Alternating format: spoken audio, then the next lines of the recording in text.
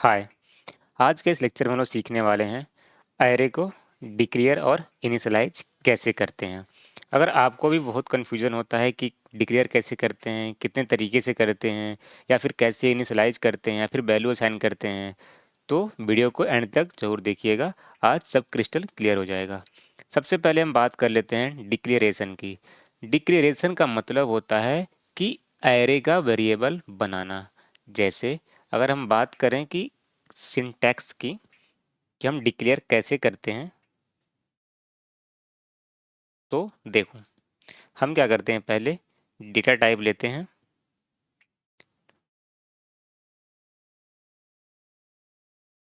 ठीक है, फिर ब्रैकेट लगाते हैं और एरे नेम दे देते हैं। एक ये तरीका होता है हमें एरे को डिक्लेयर करने का, जिसमें हमारा डेटा टाइप होता है। ये ब्रैकेट बताता है कि ये नॉर्मल वेरिएबल नहीं है, ये एरे है। इसको हम एक और तरीके से कर सकते हैं। हम इसको डेटा टाइप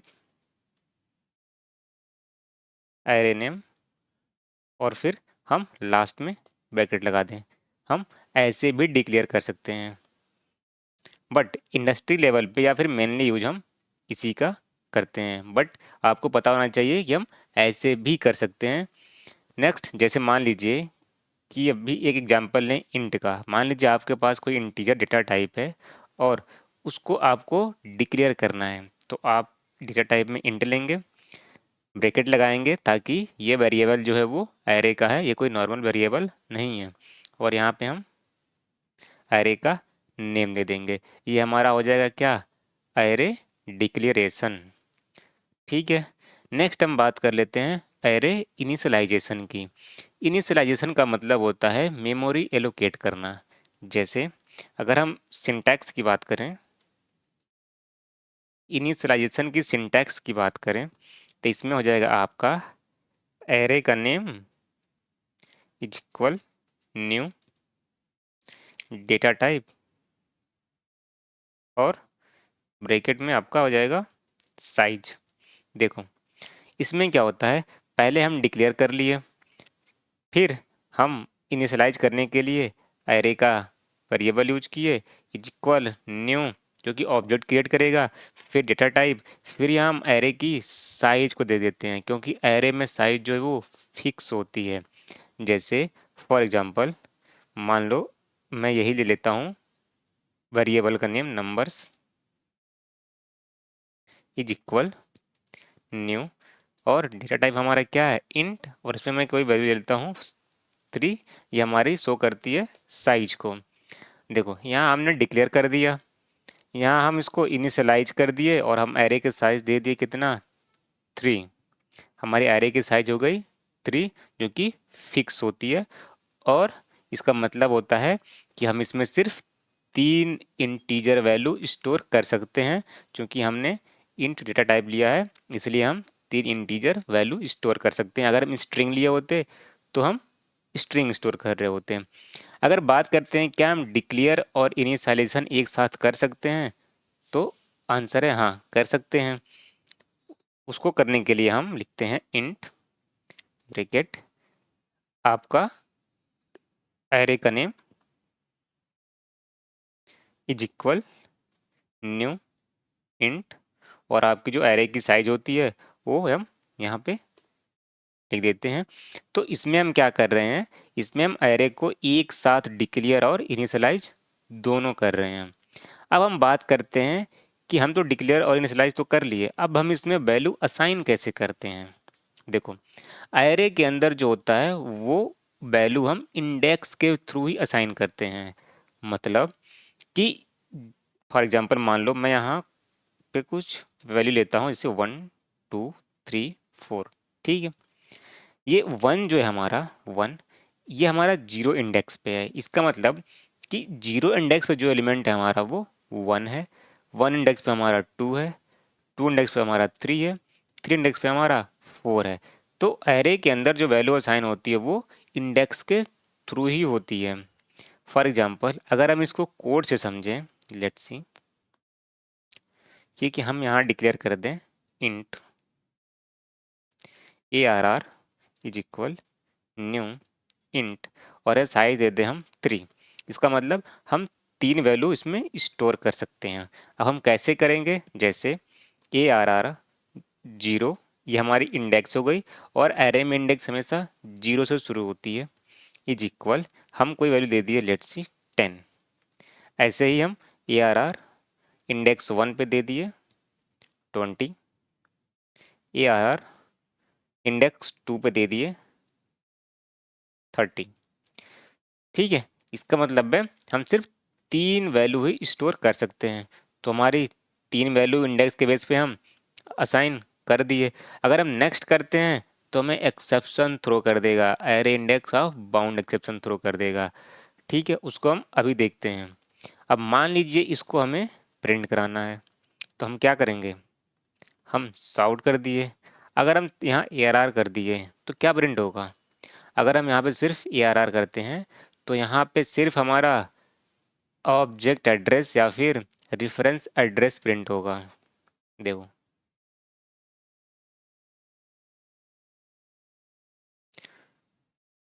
देखो इसमें क्या हो रहा है, ये हमारा मेमोरी एड्रेस प्रिंट कर दिया। अच्छा, इसको हम देखते हैं, जैसे ये स्क्वायर ब्रैकेट आपका शो कर रहा है कि एक एरे है, आई शो कर रहा है कि डेटा टाइप आपने इंटीजर लिया है, एट द रेट आपका सेपरेटर होता है, और ये जो वैल्यू होती है वो हमारी हैश कोड या फिर रेफरेंस वेरिएबल होता है या फिर ऑब्जेक्ट का एड्रेस होता है। ये ऑब्जेक्ट एड्रेस क्यों आया, क्योंकि एरे जो है वो एक ऑब्जेक्ट होता है और ऑब्जेक्ट जो है वो हीप मेमोरी में स्टोर हो रहा है, और जो आपका वेरिएबल है वो सिर्फ ऑब्जेक्ट का एड्रेस स्टोर करता है, ना कि आपकी एक्चुअल वैल्यू को स्टोर करता है। इसीलिए जब आप ARR प्रिंट कराते हैं तो आपको मेमोरी एड्रेस आउटपुट में आता है।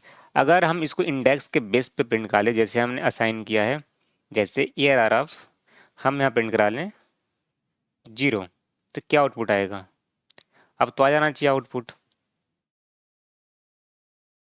क्या है हमारा 10। इसका मतलब हमारी जो वैल्यू है 0 इंडेक्स पे वो है हमारी 10। ऐसे भी हम 1 और 2 के लिए भी प्रिंट करा सकते हैं। और भी तरीके होते हैं इसको ट्रावर्स करने के, जैसे हम टू स्ट्रिंग से भी कर सकते हैं, फॉर लूप से भी कर सकते हैं, वो हम अपकमिंग वीडियोज में सीखने वाले हैं। आज हम सिर्फ एरे को डिक्लेरेशन और इनिशियलाइजेशन के बारे में सीख रहे हैं। नेक्स्ट बात करते हैं कि क्या हम डायरेक्ट इनिशियलाइज भी कर सकते हैं। जैसे मान लीजिए कि आपको डायरेक्ट इनिशियलाइज करना है, ऐसे आपको डिक्लेयर और इनिशियलाइज नहीं करना है, डायरेक्ट इनिशियलाइज करना है। तो हम कैसे करेंगे, देखो हम करते हैं इंट ब्रैकेट लगाते हैं ताकि पता रहे कि हम एरे स्टोर कर रहे हैं। अगर हम ब्रैकेट हटा देते तो लगता है हमें सिर्फ हमारा ये नॉर्मल वेरिएबल है।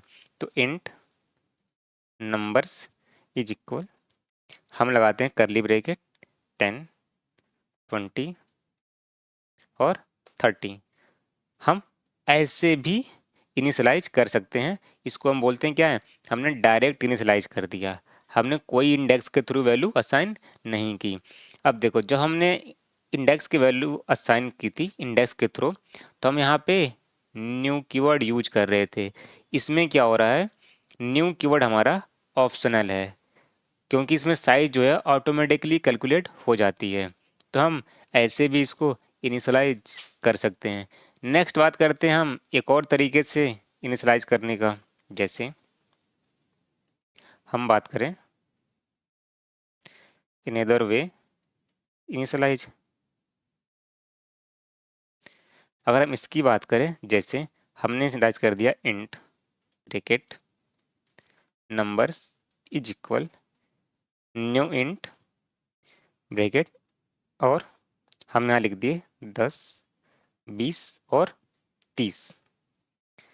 एक ये भी तरीका होता है इनिशियलाइज करने का। अगर आप रियल प्रोजेक्ट पे काम कर रहे हैं, फिर इंडस्ट्री लेवल पे काम कर रहे हैं, तो हम मेनली इसी का ही यूज करते हैं, क्योंकि इसमें हम क्या कर रहे हैं, एरे को डिक्लेयर क्रिएट और इनिशियलाइज तीनों एक साथ कर रहे हैं। ठीक है, तो मेनली हमारा यही यूज होता है। नेक्स्ट अगर हम बात करें एरे की डिफ़ॉल्ट वैल्यू की, मान लो कि हम कोई एरे क्रिएट कर दिए और उसमें हम वैल्यू को असाइन ही नहीं करते हैं, तब जावा का जो डिफ़ॉल्ट वैल्यू होता है वो क्या स्टोर करता है, जैसे मान लीजिए हमने यहाँ पर एरे क्रिएट कर दिया और हम यहाँ पे स्टोरी नहीं कर रहे हैं, ठीक है, और हम प्रिंट करा रहे हैं एआर ऑफ इंडेक्स 0। तो जो इंटीजर एरे होता है, जैसे अभी हमने इंटीजर ले रखा डेटा टाइप में, तो जो इंटीजर वैल्यू होती है या फिर जो इंटीजर एरे होता है उसकी डिफ़ॉल्ट वैल्यू होती है वो 0 होती है। जैसे